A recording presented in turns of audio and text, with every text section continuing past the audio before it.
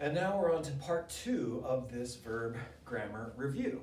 In this portion, I'm going to conjugate a verb in the indicative mood in all 6 tenses, all 3 persons, singular and plural, active and passive.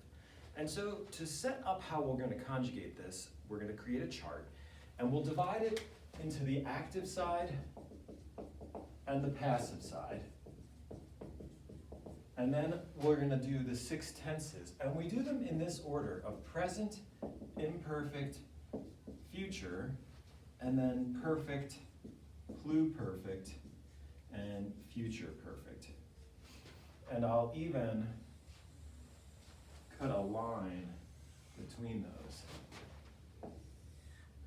And we're going to notice that it'll be helpful to separate the active side in the perfect tenses from the passive side in the perfect tenses. And so some grammar teachers refer to this as a field goal. Now, within the active and passives, we need a singular and a plural, singular and plural, and then first, second, third person. That's the layout of our chart. And now we're ready to conjugate a verb. So let's pick a nice easy one that's short, like amo amare. And so at the top of this, I'm going to write out my verb form, and it's 4 principal parts.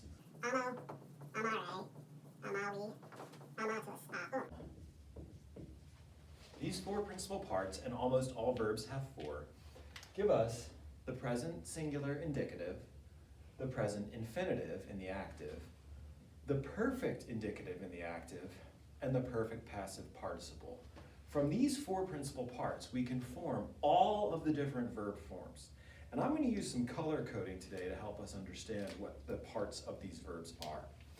So, in order to conjugate, I'm going to begin with amo. And the first principal part only gets used 2 times in this whole chart. We use it here in the present singular indicative, active, and we use it in the passive as well, though it's going to get an additional ending. After that, all of our forms come from the infinitive amare, taking off the infinitive re ending. So our stem then is going to be ama.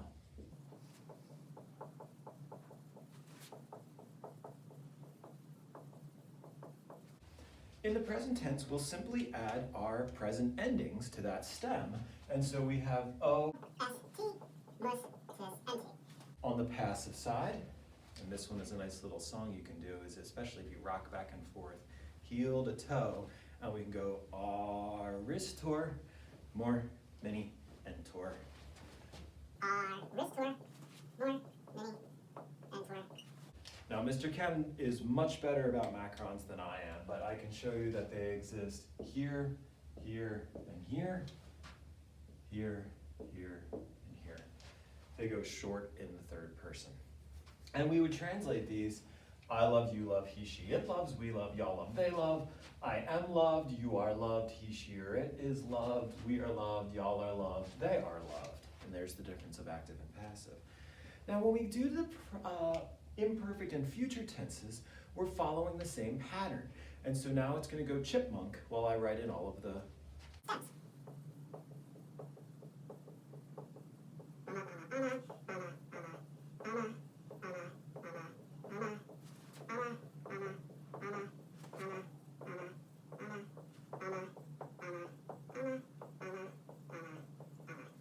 All right. In order to change the tenses on these stems, we're going to use a tense indicator, an infix, not a suffix, not a prefix, but an infix that indicates a change in the tense. For the imperfect tense, that infix, that tense indicator, is ba. And so now we add ba to all of the imperfect forms.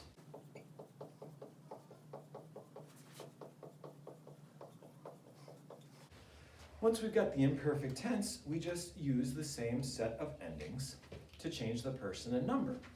So now we'll add not the O for first person, but the M alternate ending. And so we get MST, mus, tis, nt. And on the passive, aristor, more, mini, and tor. This then gives us the forms amabam, amabas, amabat, amabamus, amabatis, amabant, amabar, amabaris, amabatur, amabatur, amabamur, amabamni, amabantur. And the color coding is somewhat helpful because you could see that the T in amabat means she or he. The ba means used to. And the ama stem means love. Now let's do the future tense. In the future, we don't use ba, but rather bi. Although a few changes do happen in different person and number, perhaps you want to memorize it as going bo, be, boo. I've also seen this taught as o, 4 eyes, you, and then we add our endings. Same thing on the passive side. Bo, be, boo. And then our passive endings are, ooh, ama biris? Ama beris. Bitur, bimur, bimini, buntur. Okay, there's what we call the present system. Now we're going down to the perfect system, and here things change. On the active side, we're using the third principal part, amawi, and so I'm going to mark the stem in purple now. Just kidding, that's not working.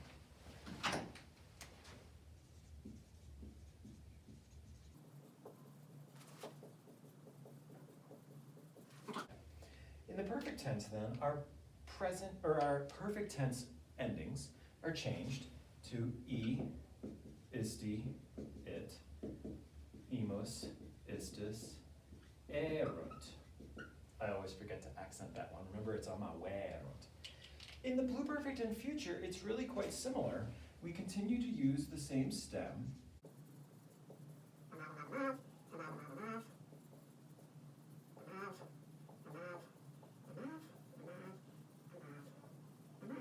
Now watch what happens that's similar from imperfect and pluperfect, future and future perfect.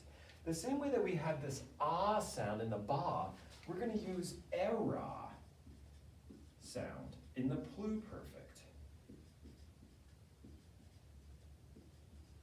And the same way that we had this o, I, u, in the future perfect, we're going to have ero, ere,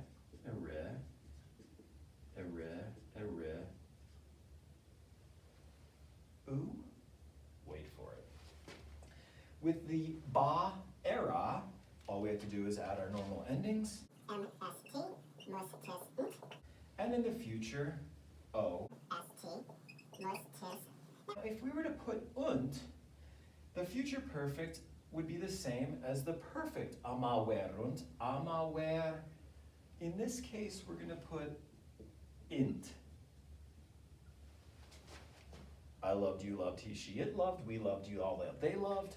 I had love, you had love, he, she, or it had loved, we had love, y'all had love, they had loved. Will have loved, so amawerint, they will have loved. Almost done, hang in there.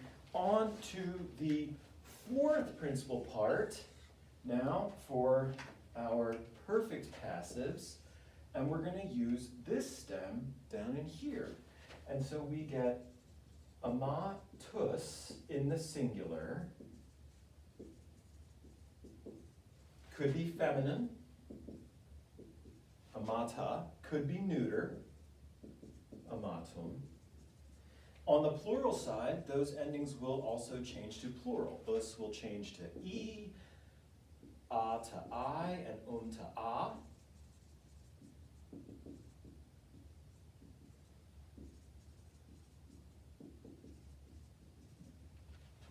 And these perfect passives have two forms.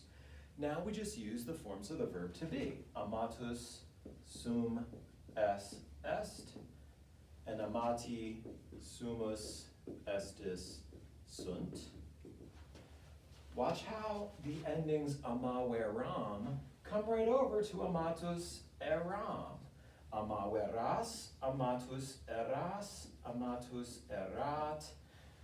In the plural, eramus, eratus, erant. In the future, ero, eris, erit. And on the plural, erimus, eritus, erunt. Okay, there's the complete indicative conjugation. And we're going to translate these, just to give you the verb stem. In the present is, we can say verbs, is verbing, does verb, was verbing, or used to, or kept on verbing. And in the future, will verb.